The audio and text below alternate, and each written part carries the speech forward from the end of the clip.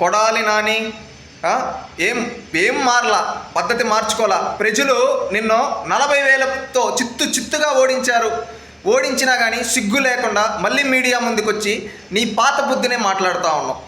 ఏంది చంద్రబాబు నాయుడు గారు ఒక ముఖ్యమంత్రి, కనీసం గౌరవంతో మాట్లాడడం నేర్చుకో. ఓడించినా కానీ ఇంకా నువ్వు మారలా. ఏంటి నువ్వు మాట్లాడే భాష ఏంటి? దేవుడి గురించి నువ్వు మాట్లాడుతున్నావు. ఒకటి కొడాలని నేను సూటిగా అడగదలుచుకున్నాను. నువ్వు ఒకప్పుడు ఆంజనేయ స్వామి చేతులు ఇరిగిపోతే ఏమి, రాముడు తల నరికేస్తే ఏమి, ఎవరిది పోయింది, ఆ రథం తగలబడిపోతే ఏమి, నీ నోటికి వచ్చిన మాటలు మాట్లాడావు. గుర్తుందా కొడాలి నాని? ఆ రోజు దేవుణ్ణి కించపరుస్తూ మాట్లాడావు. దానికి సమాధానం చెప్పు. ఈరోజు నువ్వేదో వెంకటేశ్వర స్వామి ప్రియభక్తుల్లా మాట్లాడుతూ ఉండవే.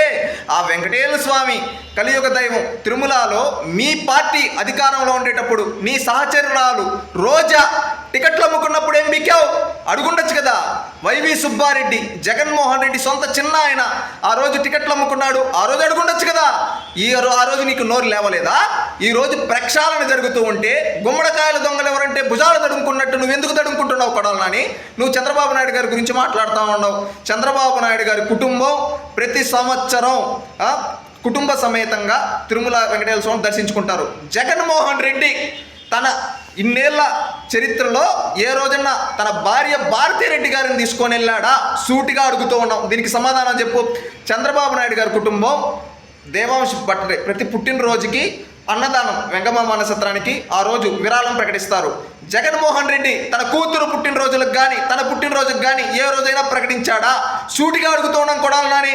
సమాధానం చెప్పు. ఇవిటికేవిటికి నువ్వు సమాధానాలు చెప్పలేవు. ఎందుకంటే నీకు బూతులు తప్ప ఇంకొకటి రావు. ఈ రోజు కూడా నోటుకు వచ్చినట్టు మాట్లాడుతుంటావు. ఆడవాళ్ళు గుండు కొట్టించుకుంటారు, మగవాళ్ళు గుండు కొట్టించుకుంటారు, ఇలాంటి మాటలు మాట్లాడతావు. ఆ మాటలు ఆపో. లేదు నేను ఇంటే మాట్లాడతా అంటే జనాలు ఆల్రెడీ నేను 40,000తో చిత్తుగా ఓడించారు గుడివాళ్ళలో.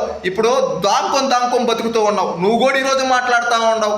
ఈరోజు టాపిక్ డైవర్షన్ కోసం దేవుడితో రాజకీయం గురించి నువ్వు మాట్లాడితే జనాలు నవ్వుతారు. దేవుడితో రాజకీయాలు ఎవరు చేసింది? కులాల మధ్య మతాల మధ్య రాజకీయాలు చేసింది ఎవడు? జగన్మోహన్ రెడ్డి. గుర్తుపెట్టుకో, పద్ధతి మార్చుకో. లేదు నేను ఇట్టే ఉంటాంటే అంతా భక్తుండే వాళ్ళు అయి ఉంటే అన్యమత ప్రచారాలు జరుగుతుంటే ఎందుకు ఆపలేదయ్యా? ఈరోజు మాత్రం నోర్లు వేసుకొని వస్తూ ఉంటారే. మిమ్మల్ని సూటిగా అడగదలుచుకున్నాం. జంతువుల కొవ్వుతో తయారైన దానికి మీరు లైసెన్స్ ఇచ్చారా లేదా? ఇచ్చారు కాబట్టే కదా ఈరోజు సిట్ అంటే భయపడుతూ ఉన్నారు, అన్నీ భయపడుతున్నారు.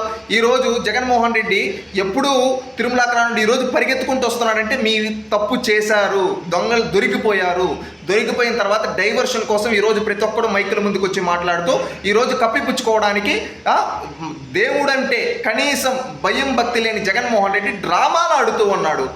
తెలుసుకో. ఇంకొకసారి మళ్ళీ ఇలాంటి రాజకీయాలు చేస్తే ఇవే చేస్తా అంటే జనాలు నీ 2 చెంపలు వాయించి గుడివాడ వీధుల్లో తరిమి కొడతారు కొడాలని. అని ఈ పద్ధతి మార్చుకో, తీరు మార్చుకో. ఇక్కడనే కూడా నేను మారంటే రేపు రానున్న రోజుల్లో రోడ్ల పైన ప్రజలు పరిగెత్తించి కొడతారు నిన్ను.